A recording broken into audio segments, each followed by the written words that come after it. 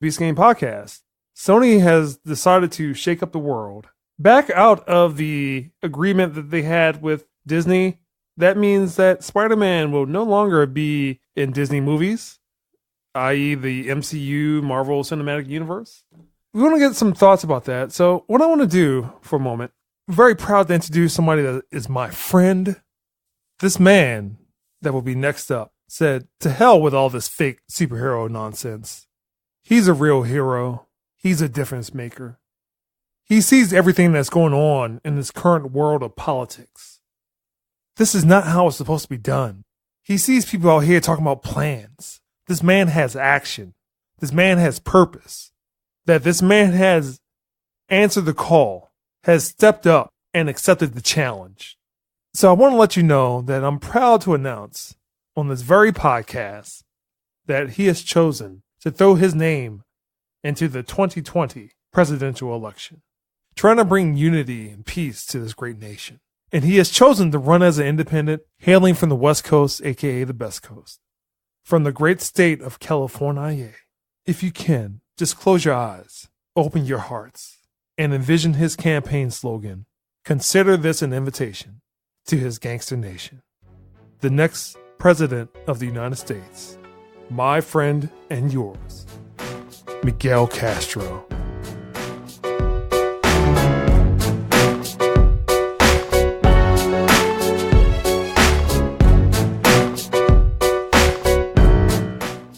Go ahead, Mike. Swear to God. Introductions get better every time. This fucking intro. Goddamn intro. Shit. That shit was like 2 minutes long. God damn. Shit, you actually made me want to stand up and salute, yo. Put my hand. Yeah, I know, man. I was like, what the hell? Oh, it's Mike. He's introducing Mike. Oh, here we go. Just cast your vote, Jay. That's all I need. This man was an OG ever since he was 3. Oh my God. I'm. You know what? Can I at least get a half intro instead of just again? change? You are the master of horror, suspense, and thriller. Okay, I'll take that. That is amazing. Feels kind of condescending, but thank you. And master toy maker. All right. Okay, I'll take that. All right, I'll take that. I don't know anything about a toy maker, and well, again, you have Miguel Castro over here. Take the world in his hands and shape and mold this country the way that it needs to be shaped and molded.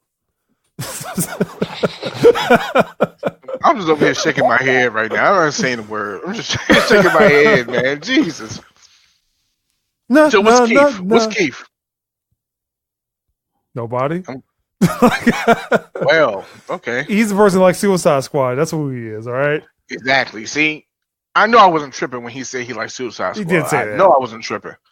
He likes all the bad movies and movies that have dragons in them. It's like Batman v Superman. That's Keith's movie.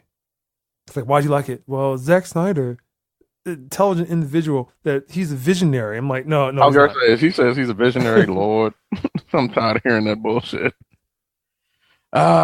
So a lot to digest, I guess. I said a long time ago, Sony's probably gonna fuck up, and Sony has just officially fucked up. Like, they really went and made the dumbest decision that I think you could possibly make in this scenario, with the fact that they're taking the small success that Venom had and thinking that now they can go ahead and take Spider-Man and do whatever Marvel's done with him without Kevin Feige, without the MCU, and think that they're going to be successful. And I just don't see how that's possible. You had a good deal. It's working. Yes, you were making a shitload of money off of basically doing no work. But, I mean, if you're Marvel and you're creating a movie that's making $1.1 billion globally, yeah, you come back to the table and you say, hey, we're not getting just 5% anymore. We need more money for this. So let's just split it evenly down the middle. Sony says no, and then everything hits the fan. And now there's two different sides coming. You got Sony saying that, yeah, it wasn't that serious and we walked away from the table, but maybe we'll come back. Marvel saying that they didn't ask for 50% now. Now you got Stan Lee's daughter chiming in, and she's siding with Sony, and apparently there's a personal beef with Marvel and Disney. The whole thing's just getting ugly. But at the end of the day, if Sony's smart and they make a wise decision, they'll look at the big picture and you'll understand that Spider-Man's working because in the MCU, needs to stay in the MCU. And if you have any chance of success, you'll make the deal happen however it needs to happen. Let Marvel do what they do.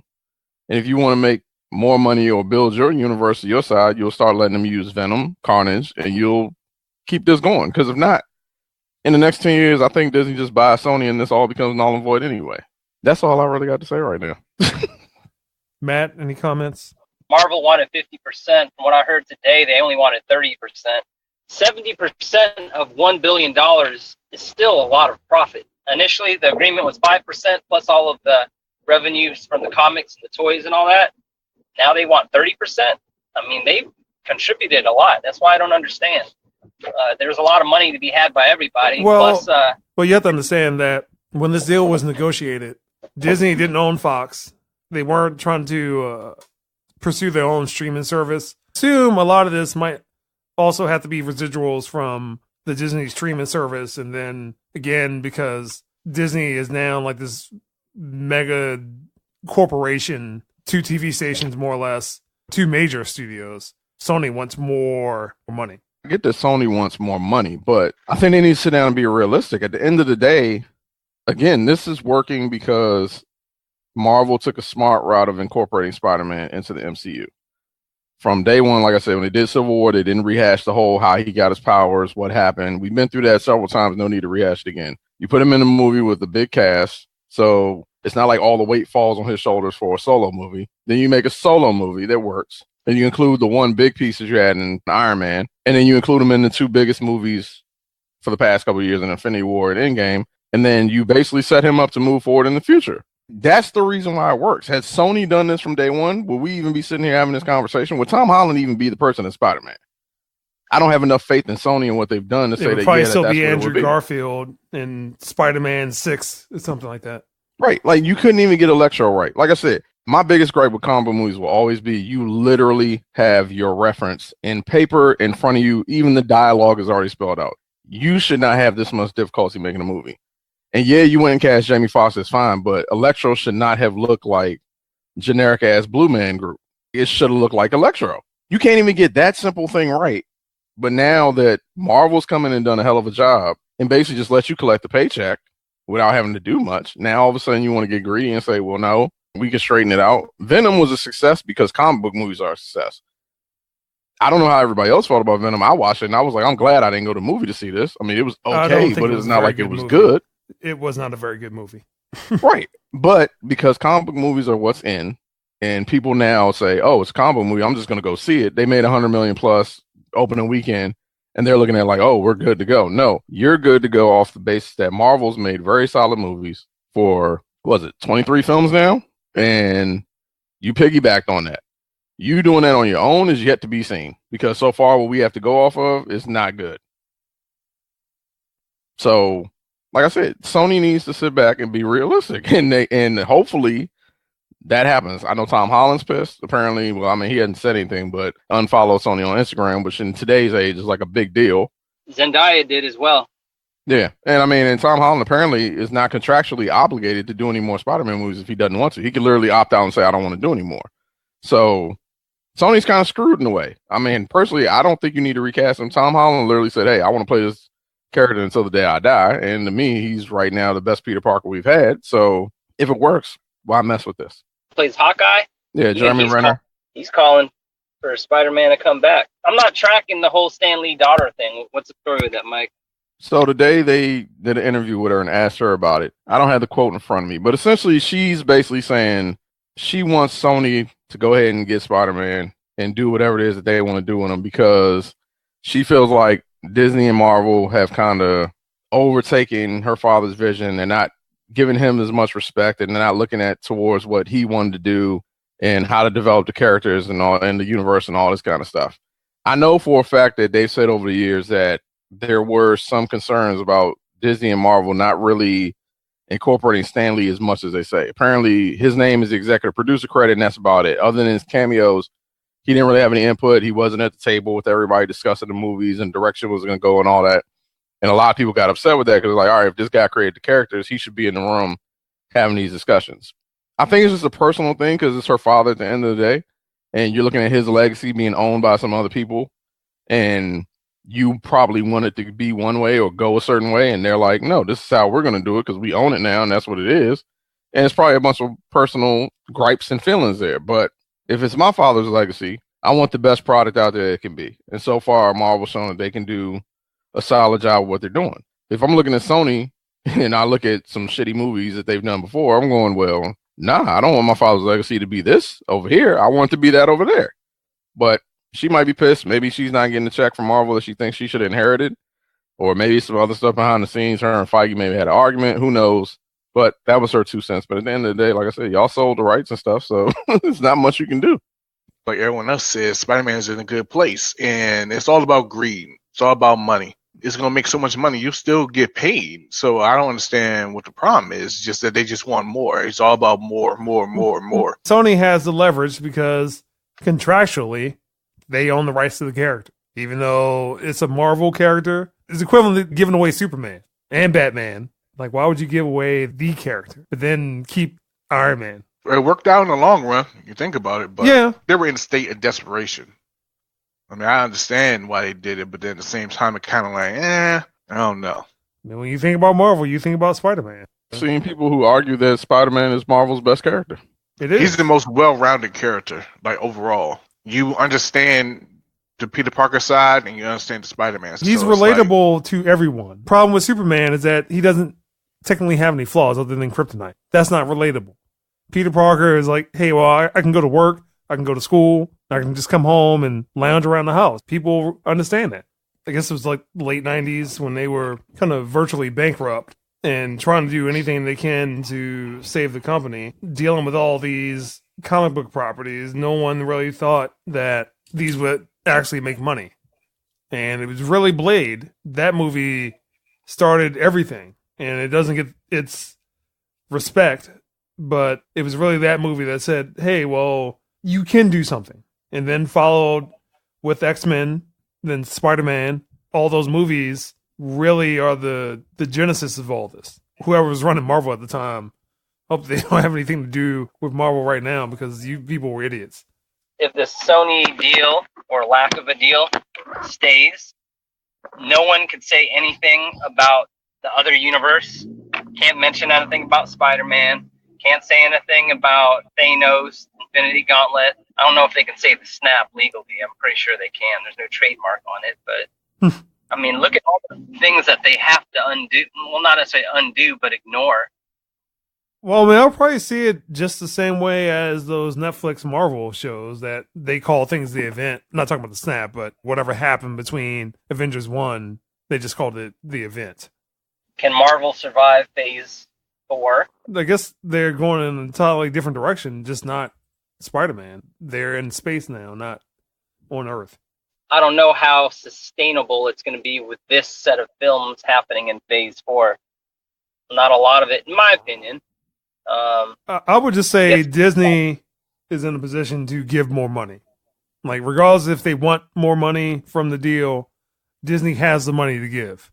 And I think Sony knows that, and that's where the point of contention is that, again, Disney's going to be making tons of money off of Hulu, which they own, and then this Disney Plus streaming service, and then all the movies that they have between Fox and the Disney studios, that Disney has money. Whatever it will take, I think Disney knows that Sony wants more money or wants a larger cut. I just think this is just a negotiating tactic. And it's no different than any other sports player where it's like, well, I'm going to hold out. The team has money. Disney has the money to say, we will make this go away. They negotiated these two deals for, I guess, these two movies. Why? Why would that be that important just to have Spider-Man in a movie? They could have did everything without Spider-Man in the movie. Is that correct? Oh, yeah. I mean, it could have. They could have, but it wouldn't have the same impact. Disney has tons of money, and Disney will make more money.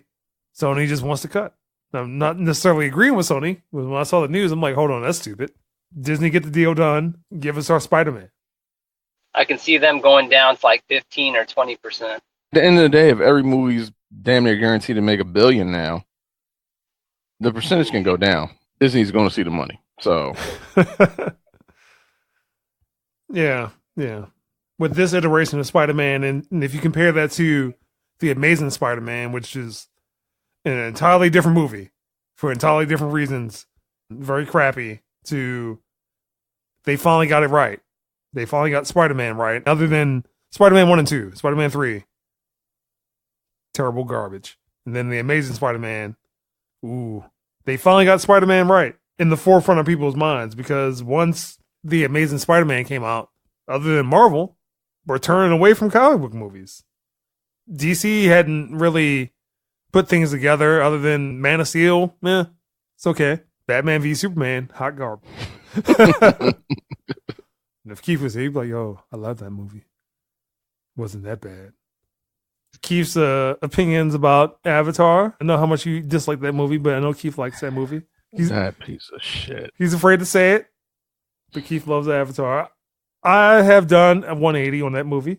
I'm like, yeah, at the time it was amazing. Now I'm like, I don't ever want to see that movie. That's right. Visually stunning. Outside of that, that joint is a piece of shit. I'm trying to tell you. And there doesn't need to be 5 more Avatar movies coming out. I'm like, not at all. I never liked it at all, period. Man. At the rate that James Cameron makes movies, this next one might be the last one. I'm just happy that Avengers overtook the damn #1 spot.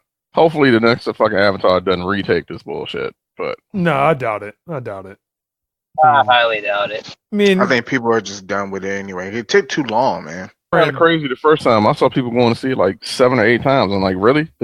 At the time, I thought it was an amazing movie. And then I'm like, this is kind of mediocre.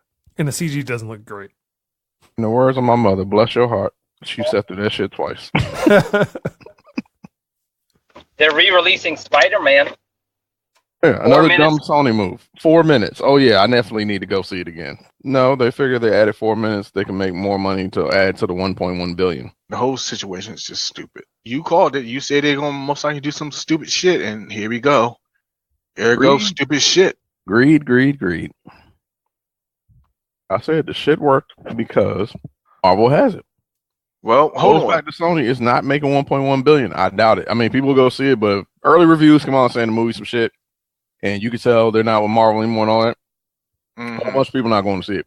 Tom Holland, did you say something about Tom Holland has an option to like back out? Apparently his contract, he's only obligated to do the 4 appearances he did. The next 2 movies that he's technically slated to do, apparently he has an opt-out clause, almost like a fucking NFL contract. He doesn't have to sign on to do them. He can choose to walk away. So, like I said, Sony's dumb as shit right now, because if he unfollowed you on Instagram and Daya did too, and that whole clique is pretty tight. Apparently the whole Spider-Man cast, they hang out at each other's houses and do all this other shit. I think they're gonna pull a Guardians of the Galaxy. I think every last one of them was like, fuck Sony, we're not going.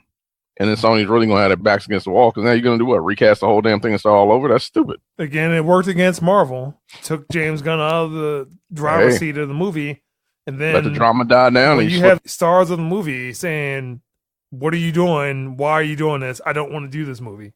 And then all of a sudden it's like, hey, well, James Gunn is back, everybody. The movie's still on. Yeah. And I think that's how all this is going to play out. I honestly think it's just going to be Tom Holland being like, all right, fuck y'all, I'm not coming back. The rest of the cast saying the same thing. And then basically saying, unless you do the deal with Marvel and we say in the MCU, we're not doing it. And Sony realized, okay, yeah, we need to go ahead and make this happen. And if they have half a brain, whatever they do with Venom 2, they need to find a way to incorporate Venom. Or let the MCU use Venom, and then let the MCU worry about doing Sinister Six. And just collect a check. Like, this is what I don't get. Like, you literally don't have to do nothing. Like, because I don't think Feige sat back, as much as they say, oh, he put in his input and worked with us. No, it sounds like you all signed a deal, and Feige went back with his team, and they figured out what the fuck to do with Spider-Man. Y'all just sat back and collected a check. Sit back, collect the check, shut up. What's the problem? If I'm CEO of Sony, you getting fired. For real. This shouldn't even been a problem. Man, you know, Disney said they wanted 50%. Hey, fuck it. Give them. Venom was a terrible movie. Yes. It's like, I just have a cold. I'm like, what? A couple people I talked to was like, oh, it was okay. And I'm sitting there like, am I missing something? Because I'm glad I didn't pay to go see this shit.